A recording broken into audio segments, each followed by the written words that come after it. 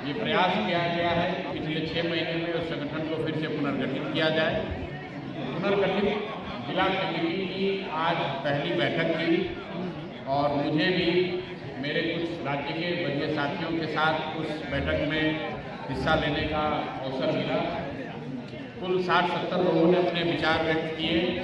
लोगों ने बिहार बदलाव के जनसुराज के संकल्प को दोहराया, ये बताया कि आने वाले समय में हम लोग कैसे संगठन को और मजबूत करके जनसुराज के विचार को घर घर पहुँचा सकते हैं। उस पर हर तरह के मत लोगों ने रखे हैं।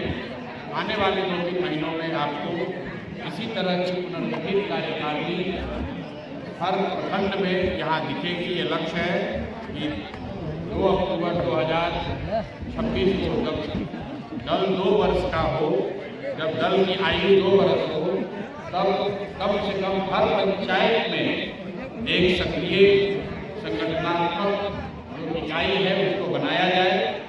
लेकिन जैसा आप जानते हैं, संगठन बनाना जो है, मैं अक्सर कहता हूँ कि गीली मिट्टी से दीवार बनाने जैसा है। एक परत आप बनाते हैं तो थोड़ा सूखता है, फिर उस पर और मिट्टी डाली जा सकती है।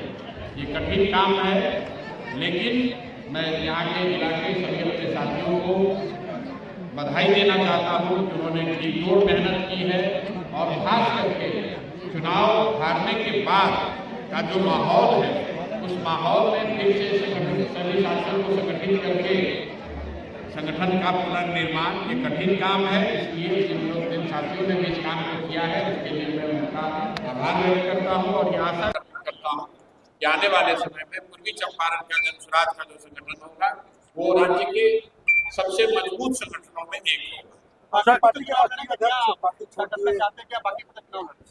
पार्टी के राष्ट्रीय अध्यक्ष ने पार्टी छोड़ दिया, ये आपको किसने कहा?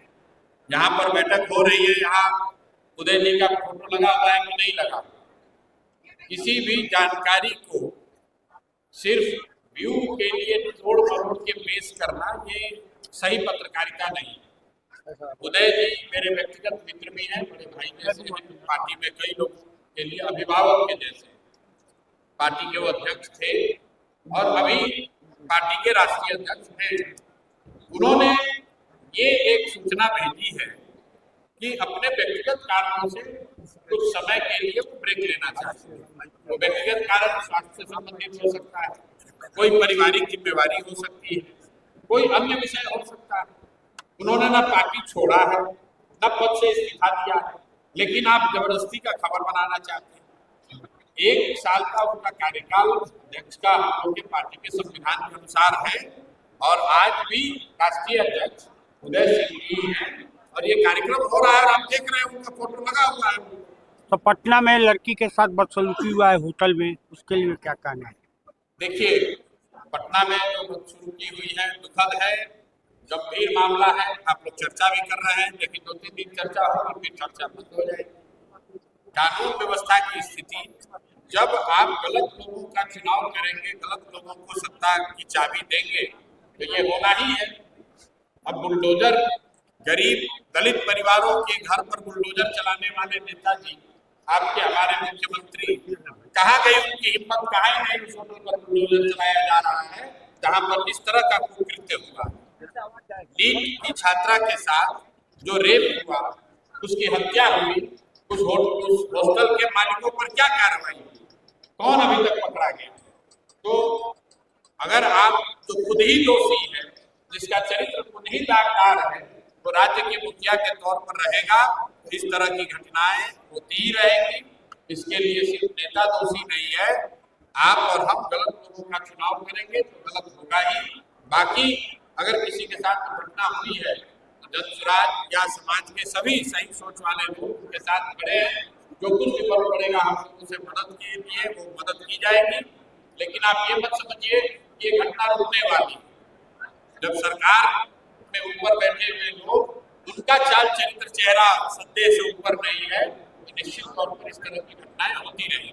पाटीपुर से चुनाव लड़ेंगे क्या? पेट्रोलियम पदार्थ का दाम इसलिए बढ़ा है क्योंकि चुनाव अभी नहीं है, तो सरकार आपसे और हमसे टैक्स पूरा वसूलेगी। फिर कल चुनाव आएगा तो अरवा उसना चावल का बात होगा, हिंदू मुसलमान बनाया जाएगा आप और हम फिर वोट दे देंगे, अब फिर जब चुनाव खत्म हो जाएगा तो कहिएगा कि पेट्रोल का दाम बढ़ा हुआ है। बिहार में यूपी के मुकाबले डीजल और पेट्रोल पर 10 रुपए लीटर का 10 रुपए लीटर ज्यादा हम लोग आज से 5 बरस से दे रहे हैं।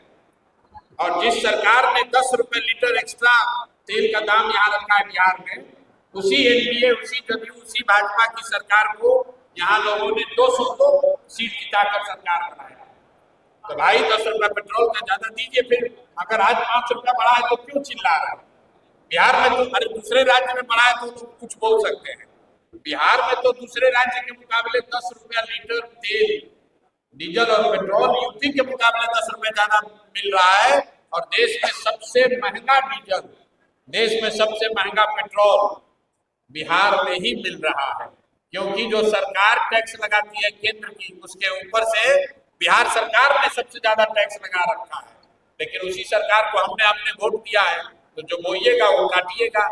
अरवा उसना चावल के नाम पर वोट दीजिएगा तो तेल का पैसा तो देना ही पड़ेगा। बाकीपुर से चुनाव लड़ रहे हैं सर, बाकीपुर से चुनाव लड़ रहे हैं। अब कौन सा रंग देख के भड़क जा रहे हैं तो हम नहीं जानते हैं, लेकिन उनकी जो पृष्ठभूमि रही है उसमें उनका भड़कना रंग को देखकर, व्यक्ति को देखकर, विचार को देखकर ये जनता को मालूम है। अब पद उनको मिला है तो उनको बिहार के रंग को सुधारने की कोशिश करनी चाहिए। बिहार से गरीबी का रंग उतरे, बिहार से पलायन का रंग उतरे, बिहार से भ्रष्टाचार का रंग उतरे। सरकार की प्राथमिकता ये होनी चाहिए, हरा लाल पीला करने से कुछ होने वाला नहीं। राहुल गांधी ने कहा 1 वर्ष के अंदर में एनडीए की सरकार की जाएगी, कितनी सच्चाई है? निजी होटल में भाई इस सवाल का भी जवाब दिया मैंने। सर पटना बाकी में जो घटना हुई है, ये जंगल राज के लौटने की आहट है, क्योंकि जो लोग ऊपर बैठे हुए हैं यही लोग तो जंगल राज के चलाने वाले और उसके कारण थे। आज वही अपना रंग बदल के, गमछे का रंग बदल के मुख्यमंत्री बन गए हैं, तो उससे वो सुधार थोड़ी ना हो जाएगा।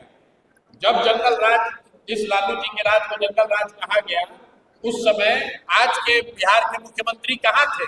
उसी जंगल राज के तो हिस्सा थे। तो आज हम खुद मुख्यमंत्री हो गए हैं, तो उससे बढ़िया राज की अपेक्षा मत रखिए।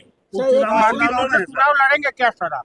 बांकीपुर से जन सुराज बहुत मजबूती से चुनाव लड़ेगा। आप लड़ेंगे सर? आ रहा हूं उस पे। जन सुराज में एक सामान्य अभी सोच बनी है कि बांकीपुर जो पिछले 40-45 साल से भाजपा चुनाव नहीं हारी है, और आज नितिन नवीन जो बांकीपुर के विधायक थे वो भाजपा के राष्ट्रीय अध्यक्ष हो गए हैं, तो उस नजरिए से भाजपा के लिए बहुत प्रतिष्ठा का सीट है। तो अगर भाजपा को वहां हराना है तो जन सुराज की ओर से हर वो प्रयास किया जाएगा ताकि इनको उन्हीं के मकान में, उन्हीं के इलाके में घुस के हराया जाए। आप निश्चित जानिए कि जन सुराज के पास जो भी शक्ति, संसाधन, व्यवस्था है, हम लोग सब कुछ लगाकर उनको बांकीपुर में हराएंगे। आप लड़ेंगे कि नहीं सर? आप लड़ेंगे कि नहीं? तो भाजपा को छोड़कर आपको चुने बांकीपुर में?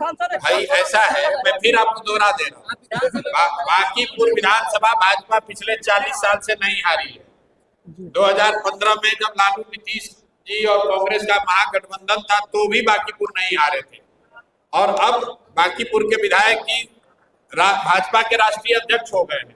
तो भाजपा के लिए ये सबसे प्रतिष्ठा का सीट है। तो हम लोगों ने तय किया है कि भाजपा ने जो काम हम लोग के साथ किया, जन सुराज को हराने के लिए 10-10 हजार रुपए बांटकर वोट खरीदा है, उनको अगर राजनीतिक सबक सिखाना है तो उनको उनके घर में, उनके मान में घुसकर बांकीपुर में हराएंगे, तभी ये हिसाब बराबर होगा। आप लड़ेंगे? मैं आपको फिर कह रहा हूँ कि जो कुछ भी करना पड़ेगा वो सब किया जाएगा। सर मेरा एक छोटा सा क्वेश्चन है, जिस तरह से देश और राज्य की हालात बनते जा रही है, उस हालात को देखते हुए क्या नहीं लगता है कि यहाँ भी एक बहुत बड़ा आंदोलन की आवश्यकता है, जैसे जेपी आंदोलन की तरह हुआ था उस समय जब हालात इस तरह राज्य और देश की बना था? लोगों को सुधरने की जरूरत है, आंदोलन की जरूरत हो ना हो, लोगों को सही वोट देने की जरूरत है, पैसे पर नहीं बिकने की जरूरत है। जाति धर्म से ऊपर उठकर अपने भलाई, अपने बच्चों के पढ़ाई रोजगार के लिए वोट देने की जरूरत है। खाली आंदोलन करने से और भाषण देने से कुछ नहीं होगा। 5 बरस जिस सरकार ने आपको लूटा, जिस सरकार ने 5 बरस लूटा, आपके बच्चों को बेरोजगार बनाया, आपके बच्चों को पलायन करने के लिए मजबूर कर दिया, उसी सरकार को, उसी दल को जाकर आप 200 लोगों को वोट देकर जिताए हैं। तो चाहे जीवन भर आंदोलन कीजिए। अभी टीआरई के छात्र आंदोलन कर रहे हैं, उन पर लाठी चली है, और वही बच्चे जब वापस आएंगे, वो बच्चे और उनके परिवार वाले फिर उसी नीतीश कुमार, उसी जदयू, उसी मोदी को वोट देंगे। तो आंदोलन ऐसा है, कोई नेता या सत्ता में बैठे हुए लोग आंदोलन से नहीं डरते हैं। नेता सिर्फ वोट का चोट समझता है। तो जनता को ये समझना होगा, जितना भी आंदोलन कर लीजिए, जितना भी चिल्ला लीजिए, जब तक वोट से नहीं हराइएगा तब तक कोई आपसे डरने वाला नहीं है।